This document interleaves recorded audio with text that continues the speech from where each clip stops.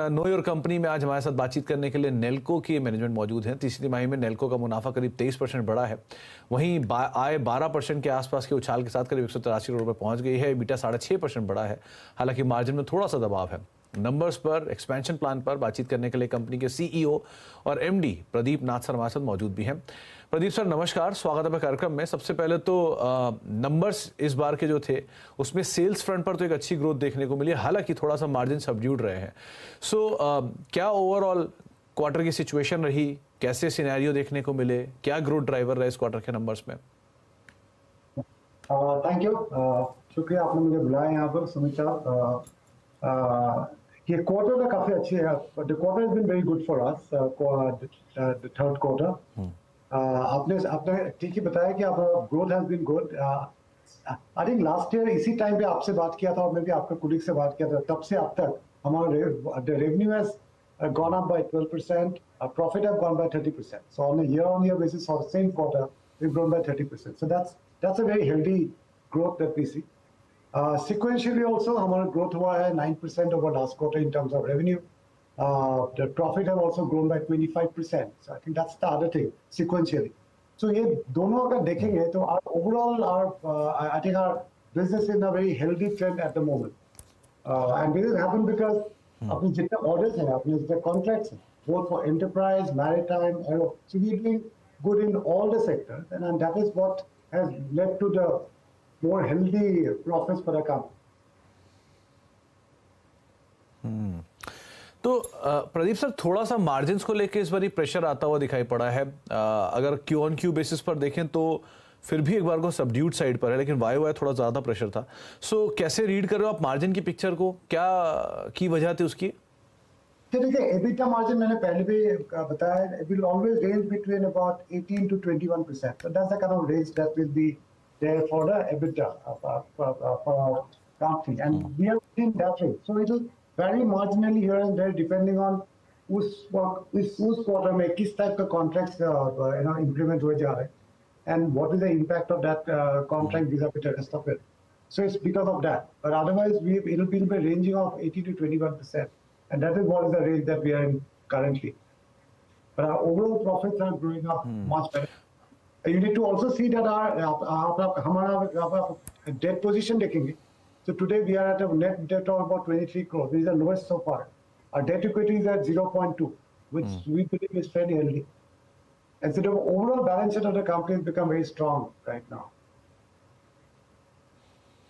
तो प्रदीप सर देखो, जो नंबर्स हैं वहाँ पर एक स्टेबिलिटी आ चुकी है, डेट साइड थोड़ा लोअर साइड पर है, मार्जिन स्टेबल साइड पर है। सो अभी अपॉर्चुनिटीज़ कौन कौन से आप इन कैश कर रहे हो? अभी की जो सिनेरियो है उसमें कौन कौन से अपॉर्चुनिटीज़ आपके सामने खड़ी हैं, डिफेंस को लेके या फिर मैरीटाइम को लेकर? क्या यहाँ पर भी कोई नई अपॉर्चुनिटी आप तलाश रहे हो? या देखिए, we are working on all the three sectors, enterprise, the maritime communication as well as aircraft communication. So we all three of them. So हमारा जो the focus है ये तीनों ही sector में है, and the growth that we see will be coming from all three of them. In the short term, more from the enterprise and maritime, and in the long term from the aero IFC. I think this is how we see the growing enterprise में भी काफी sectors हैं, be it your ATM business, oil and gas, exploration, the education business, government projects, they all are in a different phases of being closed, and we'll see some traction happening from this quarter onwards.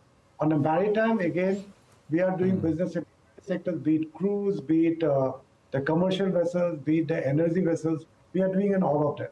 So overall, we see the orders coming across multiple sectors. तो Pradeep sir अभी order का कोई, अगर if you have evaluated कितना order book situation है, one, दूसरा क्योंकि renewable energy space एक बहुत बजिंग स्पेस है और बहुत ज़्यादा उस पर गवर्नमेंट कामकाज भी कर रही है, कई ऑर्डर्स भी डिस्पेंस हो रहे हैं, एग्जीक्यूशन पार्ट भी तेज है और आप उस पर भी डील करते हो। सो यहाँ पर क्या ग्राउंड सिचुएशन है अभी? ठीक है, the different sectors are growing. You're right, renewable energy also is growing. But we have to look at from the perspective of satellite communication. Right? So satellite communication is typically used in areas where, in a location where the terrestrial networks are weak or they're not available. So that's where we don't really directly compete with terrestrial networks, and therefore the way the satellite communication services get picked up depends on the kind of infrastructure is getting laid out in the country. Is it going to more remote locations, or is it in the prime locations, etc.? So to that extent, renewable energy is definitely a prospective sector for us. It is coming up. ATMs are again good because जो नए ATMs आ रहे हैं, they are all in the remote locations and where the satellite communication become more prevalent, etc. So therefore we are seeing the sectors where the satellite communication services will be used more effectively. Those sectors we are seeing them to be growing in the near future, and therefore we believe that satellite communication have large market. तो Pradeep sir, going forward क्या expect करके चलूं, क्योंकि financial inclusion government बहुत ज़्यादा focus कर रही है और इस फाइनेंशियल इंक्लूजन में कई सारे रिमोट एरियाज़ को वो टच बेस भी करेगी, तो क्या उन एरियाज़ के लिए फाइनेंशियल मार्केट से अच्छे ऑर्डर्स एक्सपेक्ट कर सकते हैं, वन? और दूसरा, डिफेंस को लेकर कोई यहाँ से आप कुछ कहना चाहो इसके ऊपर, क्या यहाँ पर कुछ कामकाज हो रहा है या फिर ज़्यादा बेटर ऑर्डर आ रहे हैं? As far as financial inclusion is concerned, therefore, going to more remote location, you are absolutely right. There's a lot of work happening on that. We will see more traction happening on that. As far as defense is concerned, yes, there are a lot of discussions happening. But as of today, the defense normally has their own satellites and their own capacities, and they do that kind of a solution. But हमारी कोशिश ये है कि we will do more business in defense going forward. But apart from this, there will be rural connectivity. The government जो चाहते हैं that to have more connectivity into all the remote locations, and that is another area where the satellite communication will play a bigger role going forward, because it will become not so economical to lay fiber in the very remote locations, and that is where satellite communication will come into play. So you'll see some of this playing out in the next few quarters from now. And that is what will give a boost to the satellite communication services industry.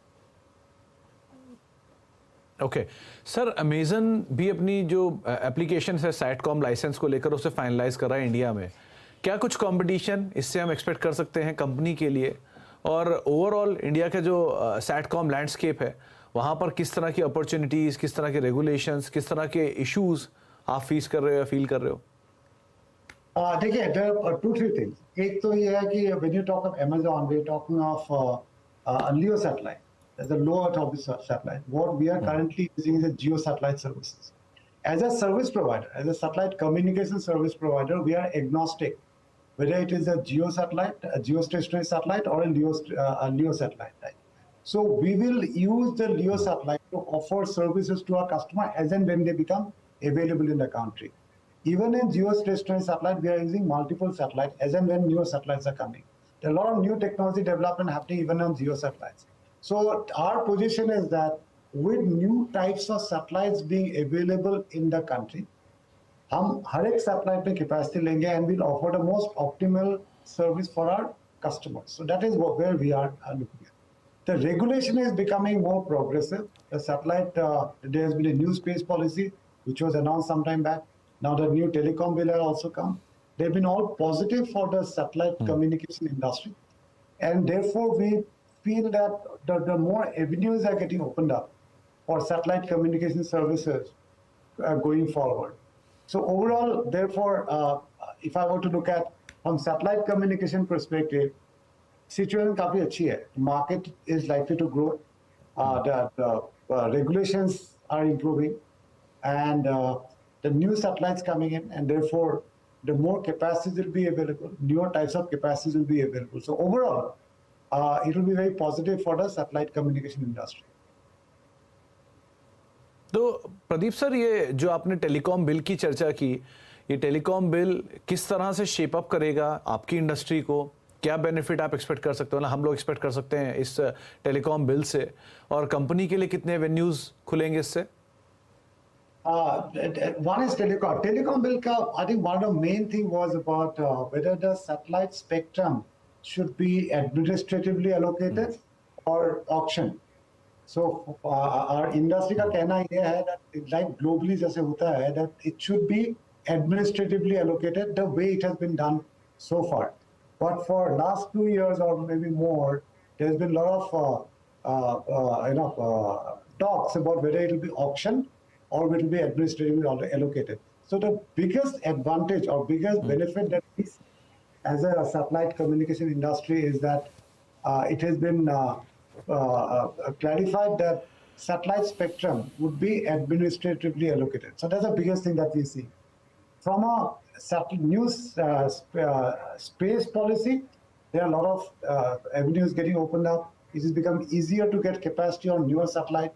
Foreign satellites can come in as well as Indian satellites can come. Newer technologies can come. And so all of them are helping the industry in terms of creating more avenues for growth. So that's how we see it. Okay चलिए, बहुत बहुत शुक्रिया Pradeep sir हमारे साथ मौजूद रहने के लिए, नंबर्स पे बातचीत करने के लिए, तमाम डिटेल से हमसे चर्चा करने के लिए और इंडस्ट्री का पर्सपेक्टिव हमारे सामने रखने के लिए। बहुत बहुत शुक्रिया सर हमारे साथ मौजूद रहने के लिए। एक बारी नेल्को का स्टॉक लेकर आइए, करीब फ्लैटिश टोन पे ही ये स्टॉक कामकाज कर रहा है। 7 दिन में 4-5% के आसपास का डिक्लाइन जरूर देखने को मिला स्टॉक में, लेकिन बहुत ज़्यादा नहीं। हाँ, 1-1.5% के आसपास की गिरावट सो फार स्टॉक में देखने को मिल रही है। ब्रेक का वक्त है, ब्रेक के बाद लौटते हैं और बातचीत जारी रखते हैं।